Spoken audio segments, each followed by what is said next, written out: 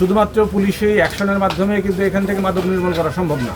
এখানে যারা utility service যারা দিয়ে থাকেন, বিদ্যুৎ, পানি, তারপর গ্যাস, এরপর আছে ওয়াইফাই নেটওয়ার্ক, এবং যাদের জায়গা জমি, সকল প্রতিষ্ঠানকে এখানে এগিয়ে আসতে হবে এই জায়গাটা মাদকমুক্ত করতে হলে।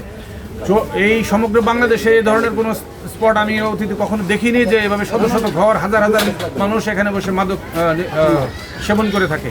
এই গাজীপুরের অন্যান্য সকল জায়গায় আমাদের সহকর্মীরা প্রতিনিয়ত অভিযান করে গত মাসে 171টি মামলা করা দিয়েছে, কিন্তু এই জায়গাটায় এসে পুলিশকে বারবার বিব্রত হতে হয়েছে।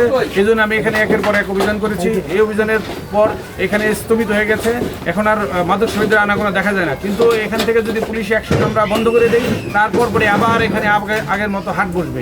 সেই হাটটা নির্মূল করবার জন্য এখানে যত বিদ্যুতের লাইন আছে এই মাদক স্পটে, সেগুলো আমরা বৈধ অবৈধ যা হোক সবগুলো আমরা বিচ্ছিন্ন করব।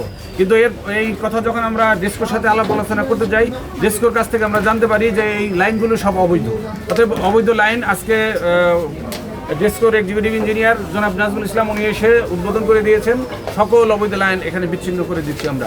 এরপরে বিদ্যুৎ, এরপরে পাশাপাশি আছে ওয়াইফাই লাইন দিয়েছেন। শামীম এখানে আসছিলেন, শামীম কোথায়?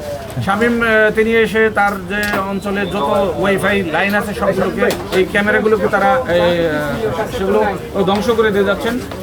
তারাও কিন্তু প্রকৃতপক্ষে ভালো ব্যবসায়ী, তারা সৎভাবে জীবনযাপন করতে চান, তারা চান যে এখানে মাদকমুক্ত থাকুক। অতএব সকল সংস্থার সহযোগিতা পাচ্ছি।